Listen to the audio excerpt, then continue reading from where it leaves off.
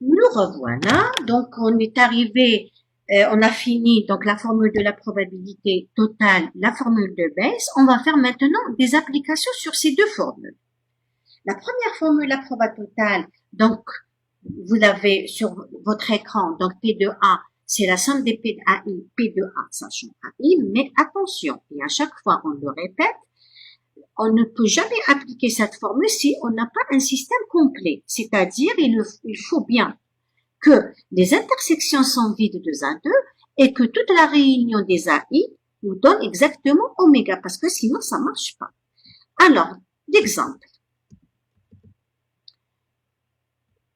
On se donne trois boîtes, B1, B2, B3, qui contiennent respectivement deux boules noires, c'est-à-dire la boîte B1, elle contient deux boules noires, la boîte B2 contient deux boules blanches, la boîte B3 contient une boule noire et une boule blanche.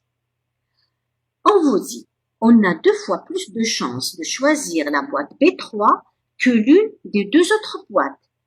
C'est-à-dire, la probabilité de B3, c'est deux fois la probabilité de B1.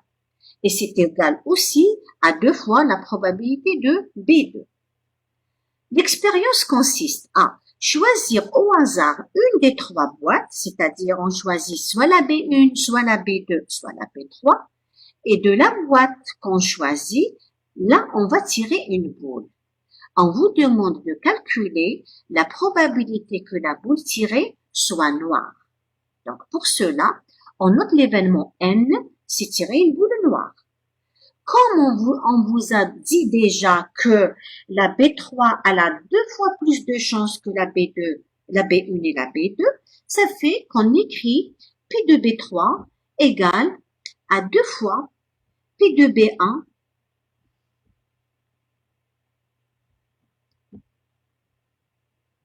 pardon, ça fait, on écrit P de B3 égale à 2 fois P de B1 égale à 2 fois P de B2.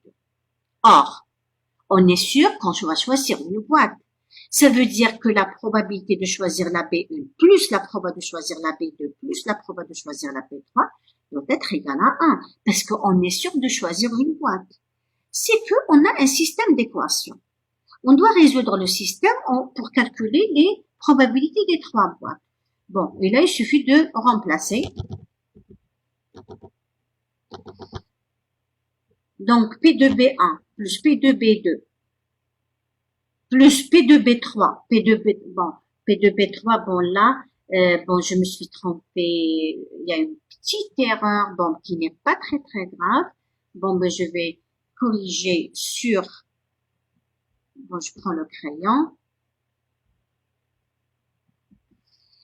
Là, c'est le B1.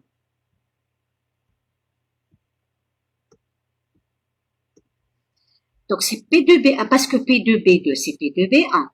Et P2B3, c'est 2 fois P2B1, égale à 1. Donc, on tire P2B1 égale à 1 quart. P2B1 égale à 1 quart, quand P2B2 égale, c'est aussi égal à 1 quart. Et P2B3, c'est 2 fois P2B1, donc c'est 1 demi. Donc, la somme égale à 1. D'accord? Et les intersections sont vides. Pourquoi les intersections sont vides? Les BI,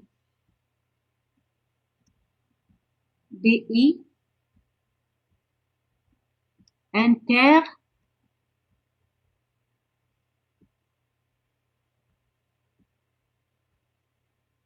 BJ, bon, je l'ai perdu, mais c'est pas grave. Les BI inter BJ, c'est le vide. Pourquoi? Parce qu'on ne peut pas tirer de la boîte B1 et de la boîte B2 en même temps. On ne peut pas tirer de la boîte B1 et de la boîte B3 en même temps. De B2 et de B3 en même temps. Donc, les intersections sont vides de A2. Les intersections sont vides et la somme égale à 1. Donc, on a un système complet d'événements. Donc, B1, B2, B3 forment un système complet. Donc là, l'énoncé nous permet de calculer, d'avoir les probabilités que la boule noire, sachant qu'elle est tirée de B1, la probabilité, donc ça nous donne la probabilité de noir, sachant B1, elle est égale à 1. Pourquoi elle est égale à 1? Parce que la boîte B1, elle contient deux boules noires. Donc, si on tire une boule de la boîte B1, on est sûr qu'elle est noire. Donc, la probabilité est égale à 1. La boîte B2, elle ne contient pas de boules noires. Donc, quelle est la probabilité de tirer une noire, sachant qu'on la tire de B2? C'est égal à 0, parce qu'il n'y a pas de boule noire, donc on est sûr que l'événement ne se réalise pas. De la boîte B3, n sachant B3, la B3, elle contient une boule noire et une boule blanche. Donc, la probabilité qu'elle soit noire, c'est n demi. Donc, on a les probabilités conditionnelles. La question, calculer la probabilité qu'elle soit noire.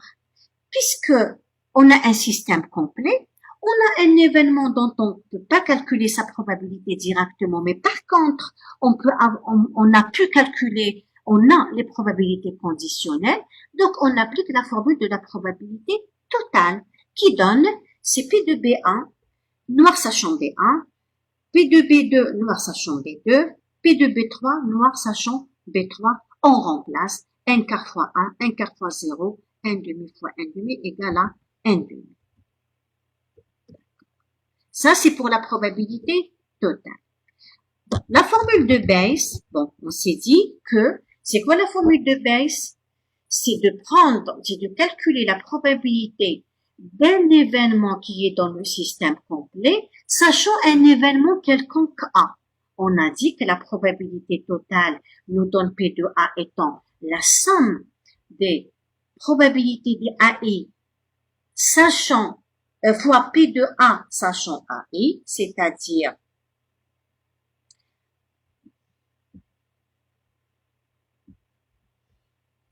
ça.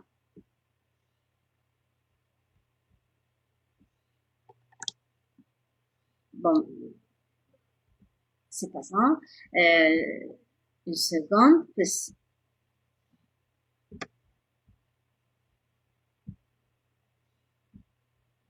C'est-à-dire P de A, le dénominateur, c'est ça. C'est la somme des P de AI, P de A sachant AI. Le numérateur, c'est P de AI inter A. Donc, P de AI inter A, par cette formule, produit des moyens égale à produit des extrêmes, donc c'est P de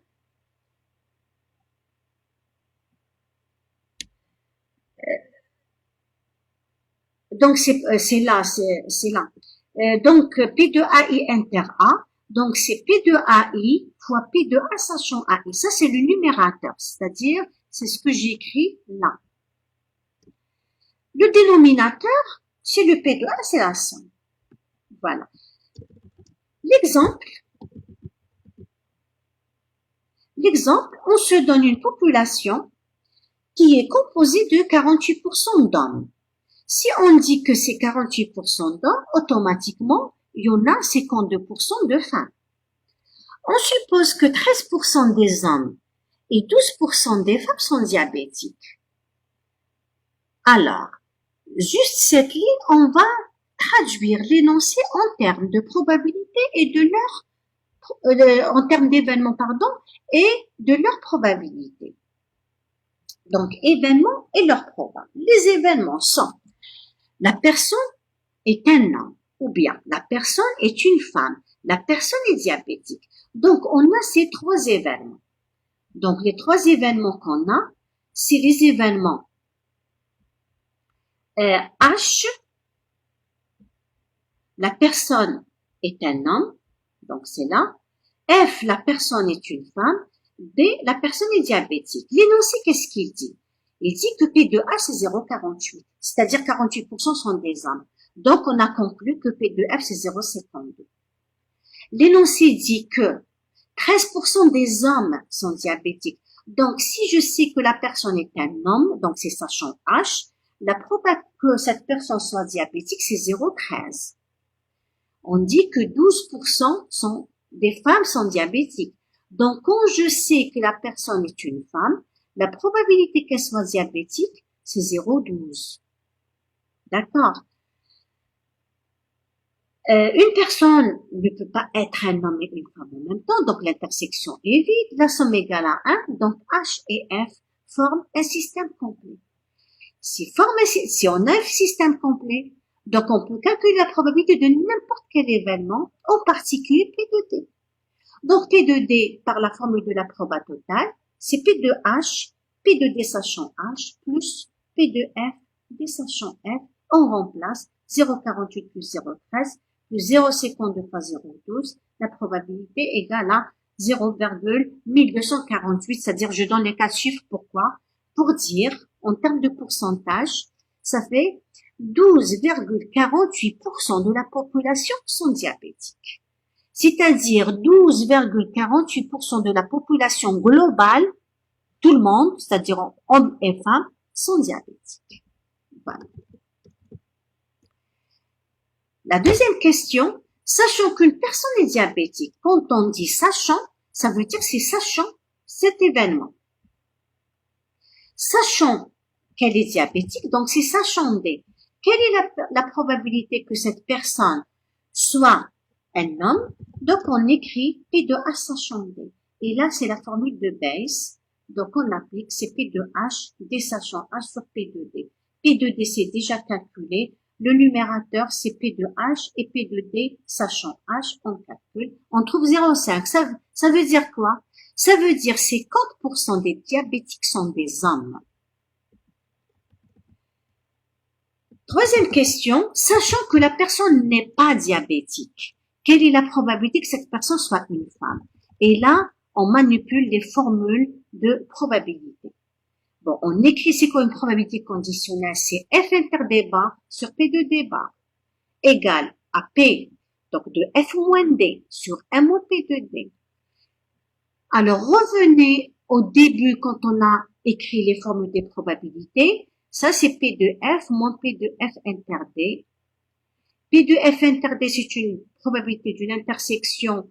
Donc, on écrit sous forme d'une probabilité conditionnelle.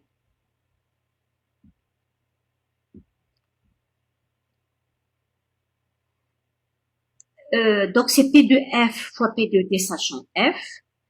P de F, on peut le mettre en facteur. Donc, il reste 1 moins P de D sachant F sur 1 moins P de D. Et là, on a tout. Donc, il suffit de remplacer par les valeurs. P de F, c'est 0,52. 1 moins D sachant F. Bon, mais on trouve 0, c'est presque 0,52. Ça veut dire quoi? Ça veut dire que 52% des non-diabétiques sont des femmes. Voilà. Qu'est-ce que ça veut dire? Bon. On s'arrête pour les exercices, bon, pour les applications de la formule de la proba totale et de la formule de Bayes. C'est bon. Maintenant, je vais faire une troisième vidéo pour les événements, pour l'indépendance d'événements.